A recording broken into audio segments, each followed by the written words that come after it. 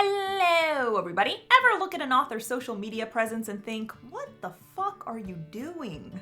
I know I do. Authors may be thoughtful and creative, but when it comes to business sense, or even common sense, sometimes we're lacking. Braining is hard. Per your request, I'm breaking down the 10 biggest mistakes authors make to derail their writing careers. You asked for bitching, and you're gonna get it. Number 1, public pity parties. Do you think that you're the worst writer in the world? That your plot is generic and boring? Then you should totally write about it on your Facebook page for all your potential readers to see. That'll really get them interested in your book. Did you get rejected by another agent? You should definitely complain about it on Twitter. That way, when future agents look you up, they'll have confirmation that you've been rejected multiple times and that they're just your backups. Look, the writing industry is hard, and sometimes it's gonna hurt your feelings. The thing is, no one gives a shit. And worse, all these public meltdowns are only going to encourage agents, readers, and publishers to keep far, far away. Number 2, no industry research. You've written a book, congratulations! How are you gonna sell it? Oh, you have no idea?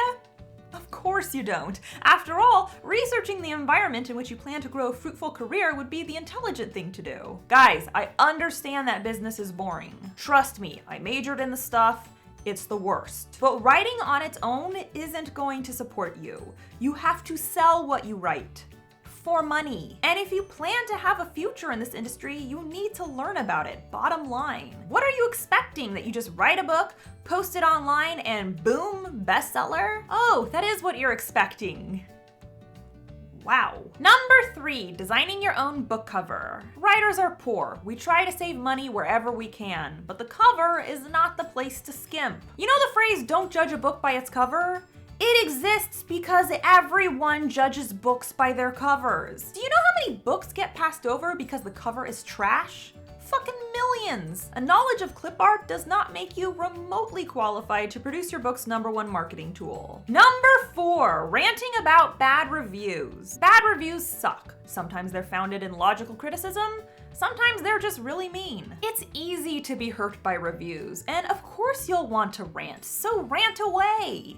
To a friend, not to the entire internet. I've seen angry rants on fan pages. There are authors who get into arguments with reviewers on blogs. I've heard of tearful rants on YouTube, Instagram, and Snapchat. I've even seen an author pin a tweet complaining about their bad reviews to the top of their Twitter feed. What are you doing? It's normal to be pissed about bad reviews, but oh my god, you are fucking yourself so hard. 1, you're looking real immature right now. And 2, you're just bringing more attention to your bad reviews. No one is sympathizing with you, they're just checking out all those 1-star ratings now. Congratulations, you just promoted your trolls.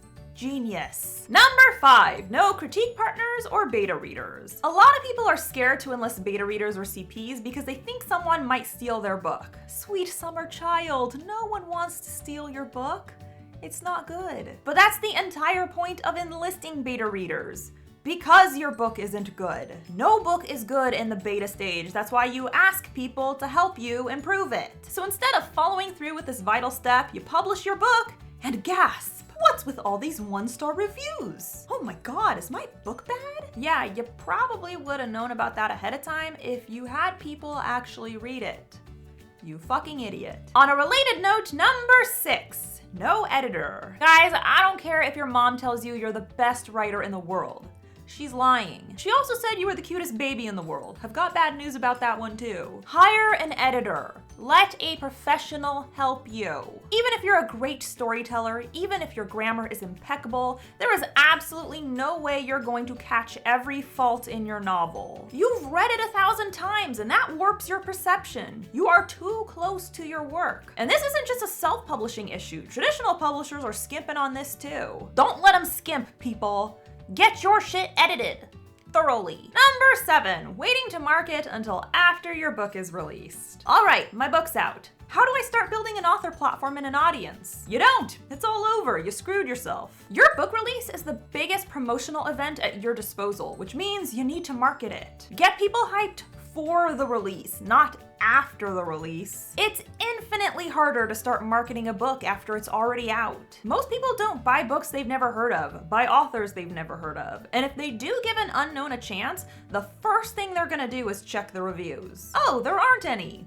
That's a bad sign. On to the next. The whole point of hyping a book release is to avoid this situation in the first place. If you're saving the marketing until after the release, you've got one hell of an uphill climb ahead of you. Number 8, not living your life. Obviously, there's some shit we're never gonna experience, like killing a werewolf or riding a Pegasus. Hello, darkness, my old friend. But most stories involve a lot of everyday shit, like friendship or dating, and it helps to have some experience in order to write this convincingly. If you're writing an epic love story and you've never so much as held someone's hand, trust me, we can tell. If you're writing about a vagina and you've never seen one, or even your own, trust me, we can tell. That is an oddly specific example, but oh my god, people, that is not how hymens work. Stop writing it like that. I'm not saying you have to fuck a bear in order to write your shifter erotica. Mostly because I don't want to get sued. I'm just saying that cooping yourself up for the rest of your life isn't gonna do your creativity any favors. Number 9, rushing your release. You don't have to spend 10 years on your novel, but you should probably spend more than 10 weeks on it. This is a book, not a Hot Pocket. You can't just toss it in the microwave for a couple of minutes and call it a day. Writing a book is hard and time consuming. There are a lot of necessary steps in order to produce quality. But you knew that going into this. If you want a job that's quick and painless, then don't become a writer, because trust me, your readers can tell when you rushed your book. Because it sucks. And number 10, no social media presence. I know, social media is the devil, but you're gonna have to enter this decade at some point. The rest of us are doing great. Somewhat recently, I read a book by a lesser known author and really enjoyed it. So much so that I decided to contact the author about possibly collaborating on a discussion for my channel. Then I looked her up and she had no Twitter, no Facebook, nothing. She didn't even have an email contact on her website. What year is this? When you neglect social media, not only are you making it impossible to market yourself in today's industry, but you're also losing out on a lot of opportunities. If you want to be barely scraping by forever, you found the perfect way to do it. So that's all I got for you. If you're a masochist who hopes to never make an income off their writing, well, have I got a list for you. If you're literally anyone else, then maybe don't do these things, and you'll probably be okay. Let me know what other writing and reading related topics you'd like me to bitch about. I'm always down. Don't forget to subscribe to my channel. I post new videos on Wednesdays, and if you want to be alerted as soon as I upload, ring that bell. I'm always pointing to the wrong fucking side. It's over here. Ring-a-ding-ding. Ring that bell, and you ring that bell, and ring that bell, and I'm singing this song, and it's still going on. My dark fantasy novel, The Savior's Champion, is available in ebook and hardback. Join Tobias on his epic, bloody, romantic adventure. All the links are listed below. Click it. You won't regret it. And be sure to follow me on social media. I'm on Instagram, Tumblr, Facebook, and of course you can tweet me at Jenna Moreci. Bye!